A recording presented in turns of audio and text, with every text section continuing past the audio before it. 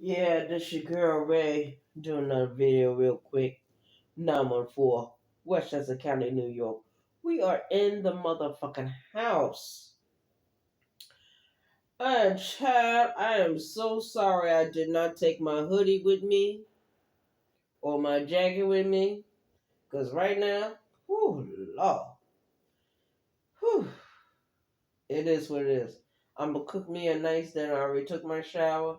I already cleaned off everything in the kitchen. Everything's good. And I had to re-listen to Barbie Girl Tina chat. I had to re-listen to Will T chat. I had to re-listen to everyone. And the only thing I can say, it is what it is. Now, my thing is, people saw what happened over the weekend with me and Rainy Hot Topics, Live Talk Rainy, the other YouTube creator over there. And me personally, I'm going to speak like the way I want to speak. I'm going to talk like the way I want to talk. I'm from New York. I'm not from Missouri. I'm not from Kansas. I'm not from Iowa. I'm not from none of those other states. I am from New York. 914 Westchester County, New York. We are in the motherfucking house. The house of Yonkers is here. A house of Barbosa is here. Now, I have to realize that YouTube is a ever-changing platform for different YouTube creators. That's fine. I don't care about that. I do not care. I'm not concerned with other people are concerned with. I'm not concerned with what other people are concerned with when it concerns me, Arabia. I'm not concerned. But when you attack women on YouTube that I am subscribed to, that I enjoy, that I respect, now we got a problem. We got a problem. And the problem is bigger than myself. Now, I had one family member call me today while I was at my job and tell me off. Yes, she did. Yes, she did. You know why she told me off? She told me off because that is not you, Arabia. Fighting and cursing and yelling and screaming and acting like you a damn fool. You was not raised like that. You was not raised to be a fool. But I was raised to be hard. I was raised to call people names, to challenge people, to fight with people, even if it meant that I die. Plain and simple. I survived the physical attacks on my body long time ago. Sexual attacks, physical attacks, all that. I survived it in my childhood. When I got into adult age, I had to fight every day, all day. It was like a battlefield that never ended, a beef that never ends. It goes on and on, my friend. Some people started beefing, not knowing what it was, and they'll continue beefing forever just because. Now, I'm sitting in my bedroom. I'm enjoying the heat. I'm enjoying the food preparation that's going on in the kitchen. I'm going to enjoy cooking me a nice dinner meal tonight. I bought enough food to last me for the next 2 weeks. Now, when I go to my birthday celebration, I gotta be prepared. I gotta be prepared to be assaulted, not on a sexual level, not on a physical level, but on a spiritual and emotional level. I'm fighting against something I cannot see. And sometimes your friends appear like they are foes or rivals or enemies. That's what I did when I was a child. I'm almost 50 years old and I'm still fighting the same battles I fought all my life. There is no retirement. There is no retirement. And I already knew that back when I was 38 years old, back when I was 30, back when I was 27, back when I was 14, back when I was 9, back there when I was 2 years old. I know I'm fighting a battle that is woo, humongous. But what part do I play? Now I gotta play my guitar.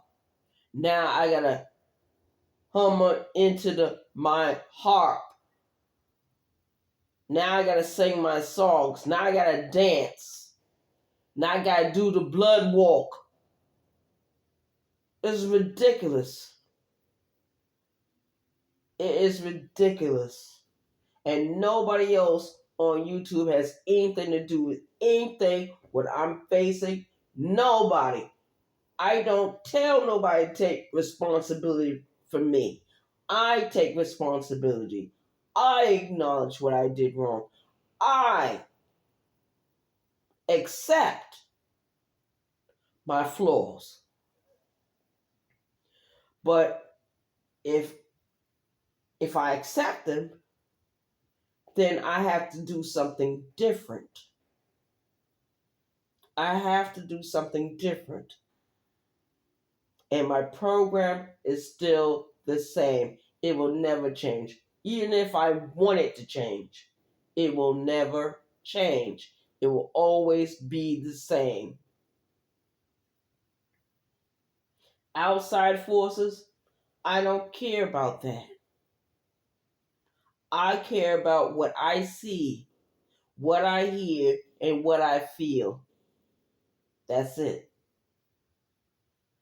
Because when I get up tomorrow morning, nobody is here to do my laundry. Nobody is here to clean my house. Nobody is here to do grocery shopping. Nobody is here to do anything. I have to do everything by myself. I've been doing this since I was a young girl. And at 9 years old, I was responsible to take care of a child that was 4 months old. Now, let's talk about foster care system. And I'm getting ready to get to my point. I was a foster care child when I met that child. I'm not going to give her name. I'm not going to do that. But I will say she is an Army veteran. She's a high school graduate. She's someone that is interested in doing further education, not only for herself, but for her children. Okay, let's get that out the way. When I met that woman, and she is a woman, she has her own children. She get ready to be a grandmother probably in a little while. Anyway, to make a long story short, when they brought that baby in that house and they sat her on the bed, the baby was there, just laying there, and I walked into the room. I saw the carriage, I saw the baby clothes, I saw the baby shoes, I saw the diapers, I saw the bottles, I saw all that. But in my child mind, I thought this was a gift for me, and immediately I grabbed the baby. I held the baby in my arms. And I thought it was a doll baby, but it was not a doll baby. It was an infant child, an infant. And when that child moved her head and blinked her eyes, I immediately became afraid. Oh, I put the baby back on the bed and I ran out the room.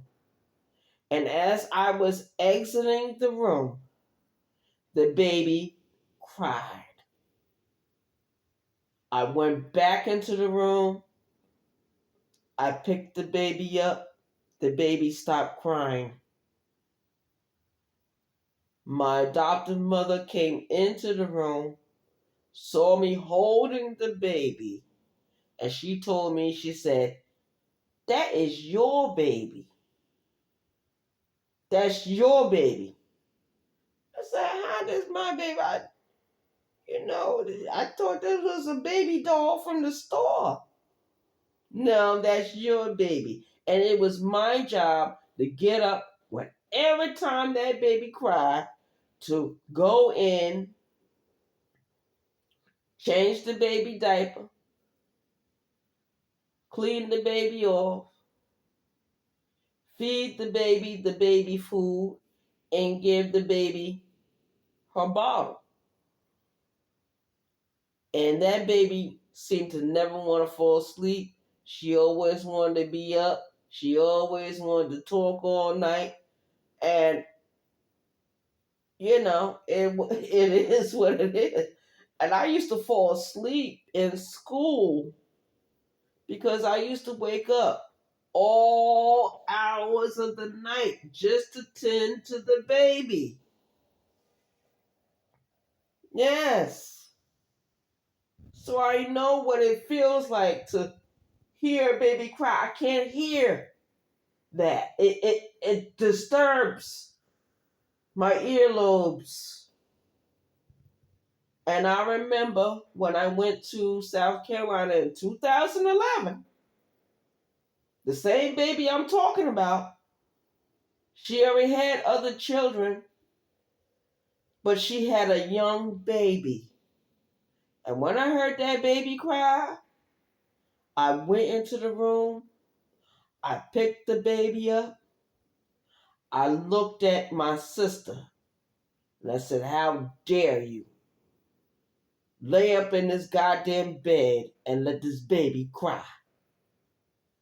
And I went into the kitchen. My adopted mother was there. She said, "There go the formula, there go the water, you know what to do." And I did it. I fed the baby. I changed the baby. I did everything to make the baby happy, make the baby comfortable. And when my sister came into the room, she said, "Arabia, I don't mean no harm. That is my baby." I said, "It ain't your baby. You laid there and your baby was crying in your arms. I had to grab the baby." We got into an argument. My adopted mother said, "Y'all stop arguing. Stop." When she said that, you know what my sister did? She washed her hands. She cleaned off her little arms, toweled off, she started making breakfast for everyone that morning. And I sat in a rocking chair with that baby. I sang to the baby. I talked to the baby. I told the baby who I was. Her other children, they knew me. Aunt Arabia. And they grabbed the baby, they helped me with the baby. I mean, we was like a little family. But nothing lasts forever. I moved on. I went back to New York. But I always thought about that baby. I always thought about the baby I met when I was 9 years old. Nobody really ever grows up in my eyes. Nobody. Now, the baby I helped raise is in her 40s. She's an Army veteran. She's a college student. She teaches her children what to do and what not to do. It is what it is. YouTube is a platform, but YouTube is not the whole life. I'm giving you pieces of my life. What happened? Who said what? Where I went. Especially around that time. I never accepted certain truths or evidence until I was in my 40s. And by that time, the only time I hear my sister's voice is on the phone, is on the email, is on IG, is on Facebook. I don't do physical contact anymore because I know how emotionally involved I become. But that is my fault. My fault. For being a woman. And being human. And just being a person in general. Peace out. New York love. One.